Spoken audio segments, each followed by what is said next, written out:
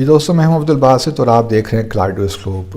جو لوگ میرے ویلاگس دیکھتے رہتے ہیں یا جو میرے آرٹیکلس پڑھتے رہتے ہیں اور جنہوں نے میری کتاب ہاسٹیلیٹی پڑھی ہے، وہ جانتے ہیں کہ میں کوشش یہی کرتا ہوں کہ میں چیزوں کو آبجیکٹیولی دیکھوں، اور اس معاملے میں جب میری اپنی پیرنٹ آرگنائزیشن جو وزارت خارجہ ہے، اس کو بھی بعض اوقات میں تنقید کا نشانہ بناتا ہوں، اور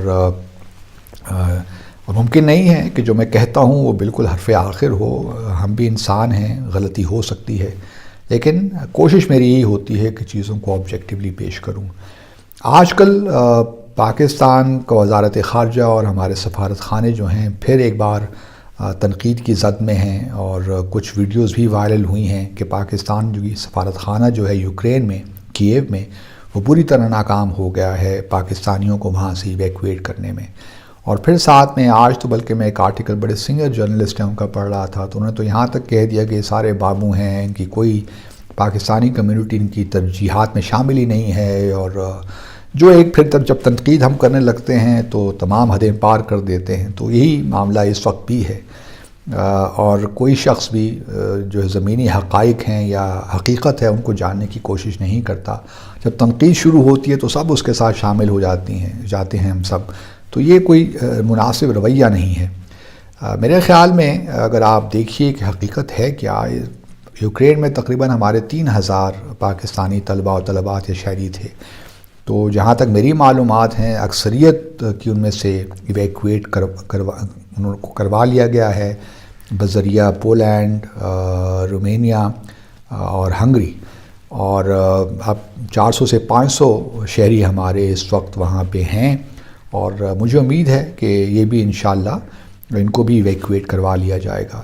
یہ بات بھی یاد رہے دوستو کہ یوکرین میں ہمارا جو سفارت خانہ ہے بہت ہی کہنا چاہیے کہ کنسٹرینٹس ہیں، صرف اور بہت ہی چھوٹا مشن ہے، 2 مین مشن، ایک سفیر ہیں اور ان کے بعد ساتھ ایک آفیسر ہے اور پھر شاید تھوڑا سا اسٹاف ہے۔ اور پھر اگر آپ دیکھیے تو کوئی بھی یہ اینٹیسپیٹ نہیں کر رہا تھا کہ جو وار ہے یوکرین میں، جو کرائسس ہے، وہ اتنی جلدی پورے یوکرین تک پھیل جائے گا، اور ایون گورنمنٹ بھی جو وہاں کی ہے کییو میں، وہ بھی ریسپونڈ نہیں کر پائے گی۔ تو اس صورتحال میں، اور گلی گلی محلے محلے میں ایک قسم کی جنگ چھڑ جائے گی، تو اس صورتحال میں ایویکویٹ کرنا بہت مشکل کام تھا اور ہے۔ اور یہ صرف پاکستان کے شہریوں کا معاملہ نہیں ہے، اگر آپ بھارت کا دیکھیے تو ان کو بھی یہی مسائل درپیش ہیں، اور باقی ممالک کو بھی یہی مسائل درپیش ہیں۔ اور مجھے تو یہ کہنے میں کوئی عار نہیں ہے کہ ہمارے سفارت خانے نے باوجود کہ بڑی کنسٹرینٹس تھیں ہمارے وزارت خارجہ نے، اور ہمارے جو دوسرے سفارت خانے ہیں وارسا میں، بوڈاپیسٹ میں اور بوکارسٹ میں، انہوں نے ڈیلیور کیا ہے۔ اور بلکہ میں 1-2 ویڈیو بھی دیکھ رہا تھا، ان کو کوئی وائرل نہیں کرتا، لیکن وہ ویڈیوز بھی ہیں جہاں پاکستانی طالب علم سفارت خانوں کو اپریشیٹ کر رہے ہیں، ان کی کارکردگی کو۔ تو یہ کہنا کہ بھئی پاکستانی سفارت خانے جو ہے بالکل رسپونڈ نہیں کرتے یا وہ پاکستانی کمیونٹی کو گھاس نہیں ڈالتے، یہ مناسب نہیں ہے۔ بلکہ میں تو یہاں تک بھی کہوں گا کہ اگر آپ ماضی قریب میں دیکھیں یا 10-12 سال پہلے پوری ہسٹری اٹھا کے دیکھ لیجئے، پچھلے 15 سال میں بھی، تو آپ کو بالکل یہ جاننے میں کوئی دقت پیش نہیں آئے گی کہ پاکستانی سفارت خانوں نے ڈیلیور کیا ہے، چاہے وہ کرگستان بشکیک میں پھنسے ہوئے پاکستانی ہوں، یا مصر میں ہوں، یا لیبیا میں ہوں، سیریا میں ہوں، عراق میں ہوں، پاکستانی سفارت خانوں نے ہمیشہ ڈیلیور کیا ہے۔ اس کے باوجود کہ ریسورسز کی کمی ہوتی ہے، اس کے باوجود کہ یہاں جو ہے ہمارے اسلام آباد میں دوسری منسٹریز رسپونڈ نہیں کرتی، ریسورسز نہیں دیتی، اس کے باوجود ہی پاکستانی سفارت خانوں نے بڑی محنت سے ڈیلیور کیا ہے۔ اور ابھی حالیہ سالوں میں اگر آپ دیکھیں، جب سے کووڈ-19 آیا ہے، تو پاکستانی سفارت خانوں نے جس طرح پرفارم کیا ہے، ہیٹس آف ٹو دیم۔ اور میں سمجھتا ہوں کہ بہت سے ممالک سے بڑھ کر ہمارے سفارت خانوں نے، ہمارے سفارتکاروں نے پرفارم کیا اور پوری کمٹمنٹ دکھائی ہے پاکستان کے ساتھ اور پاکستانی شہریوں کے ساتھ۔ تو یہ جو ہم ایک قسم کا ہمارے ہاں ایک ہو جاتا ہے سلسلہ شروع، کہ ایک نے کرٹیسائز کرنا شروع کیا تو پھر ہم بس شروع ہی ہو جاتے ہیں اور حقیقت کو جاننے کی کوشش نہیں کرتے، یہ رویہ مناسب نہیں ہے۔ میں قطعاً یہ نہیں کہہ رہا کہ سارے ہی پاکستانی سفارت خانے اچھے ہیں یا سبھی اچھے ہیں اور کچھ امپرومنٹ کی گنجائش نہیں ہے. امپرومنٹ کی گنجائش یقیناً ہے، اور اس میں ہم نے دیکھا کہ پچھلے سال پرائم منسٹر جب گئے تھے سعودی عرب تو انہوں نے وہاں ہمارے سفارت خانے کو بڑا تنقید کا نشانہ بنایا اور پبلکلی کہا، گو کہ اس سے بھی بہت سی بات میں تنقید ہوئی، لیکن میں قطعاً یہ نہیں کہہ رہا کہ سب اچھا ہے، ایسی بھی کوئی بات نہیں ہے. گنجائش امپرومنٹ کی رہتی ہے اور وہ بھی ہے، اور ہم امید کرتے ہیں کہ وزارت خارجہ اور جو ہمارے سفارت خانے ہیں اور جو دوسری حکومتیں ہیں، فائنانس منسٹری ہے، انٹیریئر منسٹری ہے، وہ تمام مل کر جو بھی پاکستانی کمیونٹی کو مسائل درپیش ہیں ان کو جہاں جہاں خامیاں ہیں کمیاں ہیں ان کو دور کریں گے.